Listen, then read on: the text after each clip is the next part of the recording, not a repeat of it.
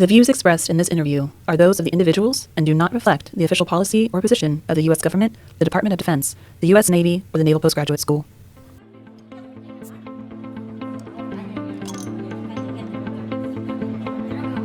Welcome to the Trident Room, brewer of stout conversation, unfiltered and on tap. Part 2 of a 3-part series. Welcome back, listeners. I'm still Alanna Youngblood, and I am still here with Dr. Mandelberg, Martin, as we are calling each other today. Thank you so much for joining us again. If you have not listened to part 1, please go do that before this interview, or don't. It's up to you. We left off last episode talking about your advisor, Richard Hamming. I'd like to continue the conversation with Richard Hamming and then move into what brought you here today at MPS, which was the book that you have just published. Okay. At my defense, I did my hour presentation, and the dean or the provost said, okay, Professor Hamming, as the advisor, you get the first question. Richard Wesley Hamming said, I have no questions. Todd Kirk, the department head, was given the second question. He says, I have no questions. It was a cakewalk from thereafter. And that was amazing to me that a professor or anyone would take the time to do what a student could do, which is independent, verify me. There are many dissertations and theses out there that, when attempted to be validated, fail. Unfortunately, whether they be quantitative or qualitative, they're not repeatable. If science is not repeatable, it's not science. Agree. I'll leave you with one last quote I learned from Hamming that's in the book that we'll talk about. Hamming said, in science, if you know what you're doing, you shouldn't be doing it. Science is to advance knowledge. In engineering, if you don't know what you're doing, you should be doing it because you're going to build something that's going to crash. Right. That's fair. That's a Hamming quote that I use. He was pithy. He had a unique humor. He also had an ego. What do people tend to romanticize about being mentored by someone like Hamming, and what was the reality? Romanticized. Well, I was too busy trying to not fail and to come up with results worthy of both a PhD and the career that follows having a PhD. You don't do a PhD to put your dissertation or your certification or your diploma on your I Love Me wall. You do it to enable yourself to be in new positions that require someone with a PhD from an advisor like Hamming. His reputation and his stature followed me, and I have a short story to say. Hamming wanted me to publish, because that's one of the things you do when you research so that people know what you've done. Very few people will look at your dissertation, unlikely. So I had 2 conferences and then a conference in Copenhagen, an International Federation of Information Processing, one of the larger conferences, 1,000 people in attendance. I applied and got accepted my paper to be at a session. A month or 6 weeks before the conference, I got a call from the head of the conference and said, Dr. Mandelberg, we see that you've written papers and that you've taught courses and by the way, we love your paper. We would like you to help us out. We have 2 keynote speakers and one just canceled. Would you do a keynote? I was 35 years old, never having performed in front of 1,000 people in Copenhagen, Denmark, with my wife. I said, okay. And I prepared, and we flew to Copenhagen, and I gave the keynote. And that evening, we're at a reception for the keynote presenters and the section heads at the mayor of Copenhagen's palace. And waiters with white gloves and silver trays and glasses of champagnes and canopies are walking around. And I'm talking with one of the people at the conference. And I look over and I see 2 burly gentlemen with bad haircuts and bad fitting dark suits, skinny ties, with the emblem of the Russian Academy of Science on their lapel, which I had recognized. I still had clearance from my work. And they looked at me, implying they would like to talk to me, and I finished my conversation, turned to them. They came up to me and said, Dr. Mandelberg, very interesting paper. So, you're Hamming's student. My CV was in the paper since I was giving the keynote. Hamming's work had been translated into Russian, his numerical methods for science and engineers, which I had used. Hamming had won the Turing Award. The Russian Academy of Science and Mathematics knew Hamming's work very well. Hamming's legacy was the reason I was given the keynote and the reason I was given the compliments by a member of the Russian Academy of Science. That blew me away. And that said to myself, I'm not going to be a Hamming. I'm not in academia, pure research. I'm more applied. And my jobs were to work in government and then in industry and solve large problems, but never be at the stature again of Hamming. He was above world class. I would be happy to approach high quality research. Hamming was a great role model for me and a mentor. We are now going to talk about Richard Hamming's influence, and then the book, and then strategy, leadership, kind of go back to you a little bit on your take of life and education, mentorship, and NPS legacy. The question that a fellow co-host, Anthony, shout out, wrote and wanted me to ask you. In a Lex Friedman interview, which is another kind of podcast host, Ray Kurzweil discussed creating a digital chatbot of his father. Essentially, a way to continue conversations with him posthumously. Thank you, posthumously, by training AI on his writings, voice, and personality. Given your deep work with Dr. Hamming's life and legacy, would you support the idea of developing a digital Hamming, and why or why not? And then what do you think Hamming himself would have thought about that? First of all, very timely, excellent question. Since my early dissertation work was in machine learning, although I'm not fully foundational in there, I have knowledge. I have knowledge of ChatGPT and AI. Hamming would have smiled and said, why not build it and try it? And if it gives you answers that are useful and extendable, then it's good. If it gives you garbage, put it in the garbage can. Hamming believed in doing things that hadn't been done before, the large problems. A problem today is how do we use and not be abused by AI? ChatGPT is an early example. We're not there yet. I don't want to fly in an airplane run by an AI computer. That just gave me chills of a nightmare. Exactly.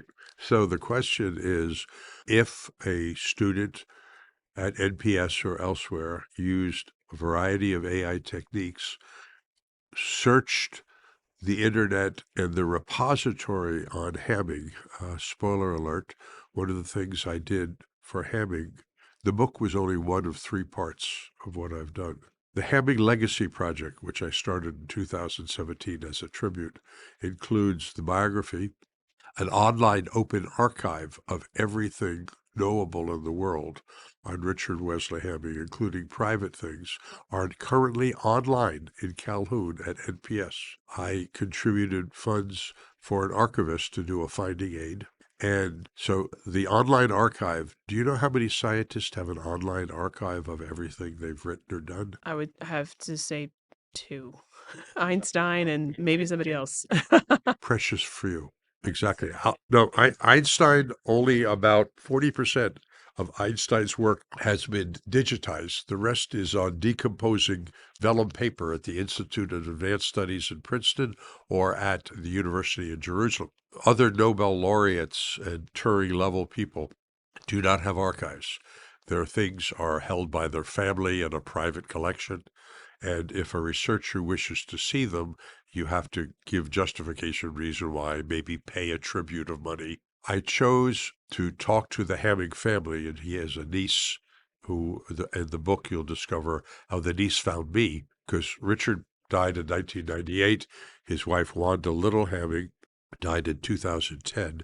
I started the project in 2017. I discovered through Professor Hirsch Loomis, before she died, Wanda Hamming donated 7 sealed boxes to the Navy Postgraduate School Dudley Knox Library Special Collections, where they stood for 17 years, from 2000 to 2017.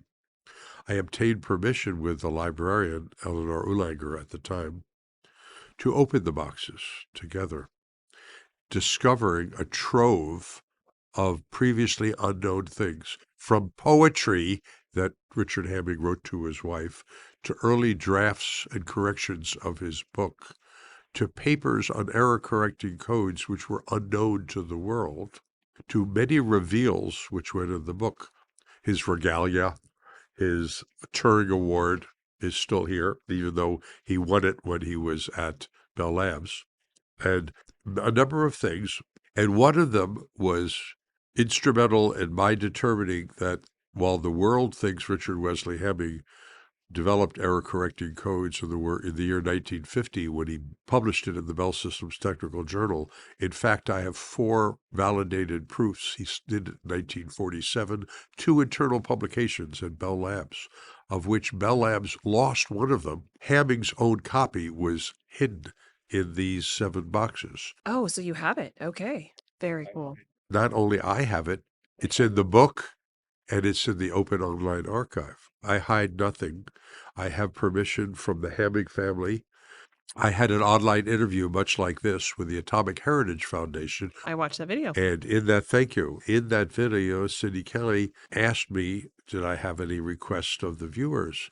And I said, yes, if there's any Hamming family, I would love to hear from you. But 2 months later, I get a call. Well, actually, I get an email traffic, and then they connect us because with privacy, they didn't do that. And from Karen Hamming Werner, who was Richard Hamming's niece and only surviving heir and executor of the will for both Richard and Wanda, his wife, they said, hi, we like what you're doing.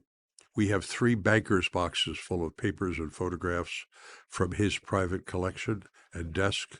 We're in Bellevue, Washington. Would you like to see it? I said, would tomorrow be too early? I hopped on a plane, bought a high copy copier. They wanted to give me the documents. I said, no, these are yours. I want to know where the originals are. So I spent 2 days with an adult niece of mine, and we copied somewhere near 10,000 pieces of paper, photographs, diplomas, his master's thesis, his doctoral thesis, many things which they had the only copy of, poetry to his wife, photographs, and I've got their permission to utilize it, and some of it's already up in the Calhoun, others will be put up momentarily. That gave me so much information that the biography grew. We're jumping into the next topic, to be more complete than any biography I've ever read. I chose to read about 40 biographies while starting this project, not for the purposes of getting a model, getting a purposes of why did they use that style, and I wanted to use my own style, because I had a vision, which I'll put succinctly. A person's legacy is more than what they attempt and accomplish. It should include what is attempted and accomplished by the succeeding generations they inspired and enabled. Hamming inspired and enabled, by my counts, hundreds of thousands of people, beyond his students here at NPS. His writings, over 120 papers and 9 books, and online lectures that Don Brutzman put up that are online, have been viewed so many times, it's countless, by people around the world, that the power of Hamming, I use in the book, transcends space and time. The last appendix in my book is Timeless Lessons Learned. Hamming died in 1998. This is 2025. His lessons in my end of my book that are timeless are valuable for the future. With all of that, there's definitely enough information out there for a possible digital Hamming, and he would be 100% okay with it. I would love it to happen. I'd be 100% okay with it, and I think Karen Hamming Werner, who gave me permission to use this information and to show it to the world, would also, as long as the audience understands that any time you take data and process it, just like I did, and the Hamming window was suboptimal, the answers that may come out of the first Tesla auto drive vehicle I don't want to drive one. And I don't want to have life-risking decisions made by the Hamming AI robot, but I sure would love to listen to it. Right? Agree. Completely. Hamming warned against being too busy to think. Where in modern research culture do you see that warning still being ignored? The tradition in academia, and I was as an adjunct, by the way, besides Funk and Wagnall's dictionary's second definition of adjunct is extra, not needed. An adjunct faculty is there to make money for the university and handle graduate courses. A full tenured, which is harder to get these days, is a different story. They get to do the research and not worry about the peons. Having been taught by TAs and new professors and tenured professors, marked difference. Let me go back to the example of the blessings that I had by a professor and a department head who spent hours and verified and validated my techniques. I do not see that in all of the other academia locations I've been in. I see faculty not even doing effectively a peer review on a dissertation because they get a reward for having 8 graduate students. I see the head of some major universities this last year being removed from office because it was determined they plagiarized their dissertation. Who is doing the quality control? If you think about somebody else's work, you can determine whether you can accept it. An article is so quick and meaningless, but who reads dissertations? You read books, but how many people write good books and how much ChatGPT is writing a book? A well-presented argument, either experimental or theoretical, is of great value. I see less and less of it. I see rush to publish. I see fake, without going into politics or personalities. I see individuals on the radio and on television and in public office making brash statements with significant implications towards our generation and future generations, to include immunizations, to include spending for education of children, to funding for National Science Foundation. I'm seeing people thinking less and reacting more. Yes, we're in a lack of thinking. So I saw a T-shirt that says, think while it's still legal. Little dystopian 1984, when George Orwell's book, would encourage you not to think, just to listen what I'm saying. It's too current in society today without discussing politics. Great. Thank you for that answer. What's a Hamming idea that's been flattened or misused in contemporary tech or science discourse? That's a good question. Give me a moment to think on that. Hamming liked to publish books for the reason that they're more long-lasting. Not all of his books received the same level of acclaim. His earliest book, Numerical Methods for Scientists and Engineers, that he wrote in 1962, went through 3 republications, including Japanese, German, and Russian. That was clearly his most powerful initial book. Some of his other books on calculus being taught wrong, he wrote here at the school, did not get a good review because people didn't, in my opinion, either he didn't clearly explain why he wanted to change what was happening in the world, or other people had other reasons not to want to change from their book. There are many universities where faculty only teach with their book that they wrote. To use another professor's book, that might imply that you don't know your subject. I consider that a failure. I consider Hamming wrote over 1,000 articles. They were short, they were current, they were timely, and they were usually well received. But years later, most of them are never viewed. What is, and the rush to hitchhike on Hamming error correcting codes, Hamming window, Hamming numbers. I've seen more and more allusions to things that are, quote, Hamming, like, because if you put that in the title, your paper will get published. As a humor, there was an article published a year ago, something to do with advanced vector mathematics, where the author put the title Hamming Sandwiches. Ham sandwiches. He was being cutesy and he got published. but it didn't have any significance. So I see that some of the things that Hamming did, also his style to some people was a little bit egocentric. He wore a jacket similar to the one I'm wearing right now in his honor. It's a very nice jacket. Thank you. It's a bright red tartan jacket. Hamming wore it for influence. To some people, they thought that was egotistical, and he had an ego, but he was brilliant. Even his work up to the end, the last couple of years before he passed, he was still writing articles. He had been president of the Associated Computing Machines. He was a reviewer for articles. I believe his words were of value to people, but modern world has new heroes. They're the billionaires at Silicon Valley or Facebook or Microsoft. Mathematicians aren't sexy. Well, my next question actually is if he were dropped into a modern research environment, university, lab, think tank, what would he immediately notice as backwards or broken? Rush to publish, rush to make money. Hamming said a lot of his success came out of studying world-class people. In my book, I attribute that Hamming was influenced by people all the way back to Aristotle, Plato, Socrates, Galileo, Copernicus, Einstein, Tesla. How do I know he was influenced by them? He quoted them in his papers. Okay, how many people quote other people in their papers and get the quotes right?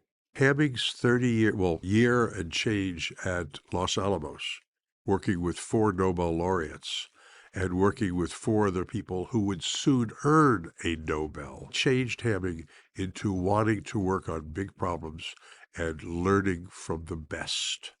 And he chose that style in his teaching. His magnum opus, his last book, which was his last course here, the title is Learning to Learn, the Art and Science of Engineering. In those 37 lectures, which are available on YouTube or here at the NPS archive, was the culmination of Hamming's career. He credits his 30 years at a very unique research organization whose type we will never see again, was AT&T Bell Labs. Using a very small part of the profit of the monopoly, American Telephone and Telegraph, there were at one point 5,000 PhDs with 10 to 20,000 patents.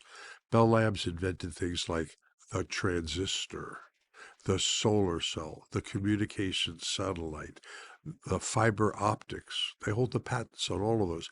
Error-correcting codes, Hamming's patents. Those places don't exist. The closest might have been, this was post-World War II, both pre and post, the divestiture of Bell Labs, if I'm not mistaken, in the early mid-'80s, broke that up. And while there is still a Bell Labs, there's 2 of them. One is for the classified work the U.S. government's interested in, is still with AT&T. The larger one is currently owned by Nokia.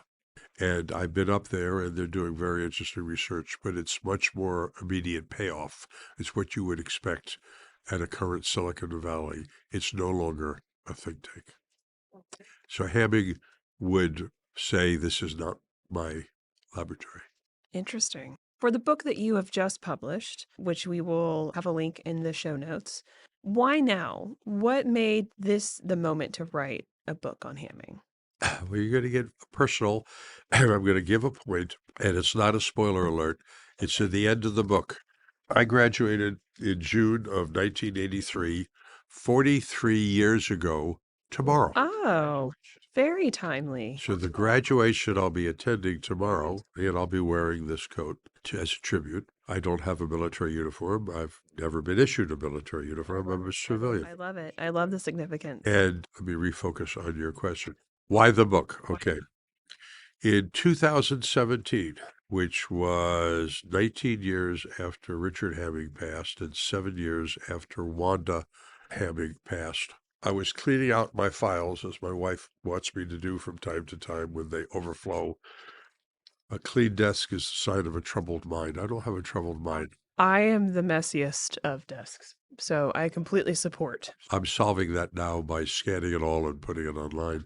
but I would clearly have 10 or 15,000 pages. So in doing so, I came across a personal letter a year, and I'll talk about the letter right now. A year after I graduated, I did something that my family taught me to do. When you're invited to somebody's house, you bring flowers and or a bottle of wine and or a candy, something as a thanks. In ancestral Ukraine and in Russia, you'd bring bread and salt to a new house as a first visit.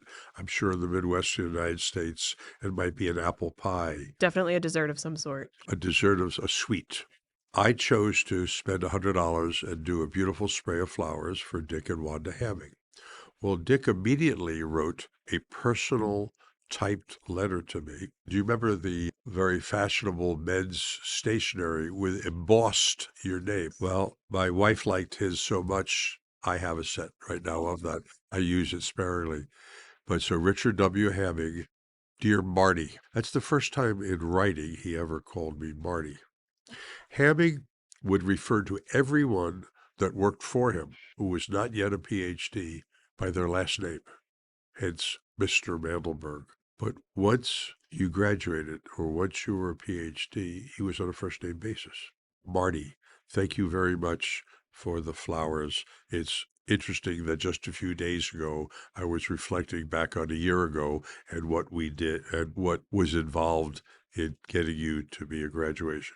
Then it went off into some additional things, and it closed with something that I would like to allow the readers to find in the book. It was a very personal note, unusual for any boss, supervisor, or professor to ever write. It was very touching, it was very personal, and it said, "Oh my God, he really loved me. He really appreciated working with me. I was not a drudge to him. He got to do something that he had never done before since another doctoral student. At Bell Labs, whenever he was promoted, and he ended up as the vice president of research, reporting to the president, and he ran all the computers and the numerical methods people, he would always find jobs for the other people. So he had a department with no employees. He was legendary for that. But he took the time to take a young 32-year-old person who was in trouble because his previous advisor said he wasn't going to be worthy, and he rescued me. And then he spent the time to mentor me, hence the title of the book, Richard Wesley Hamming, Man, Mathematician, and Mentor. And the closing words in the book so inspired me that I said, I must do a tribute legacy to this man.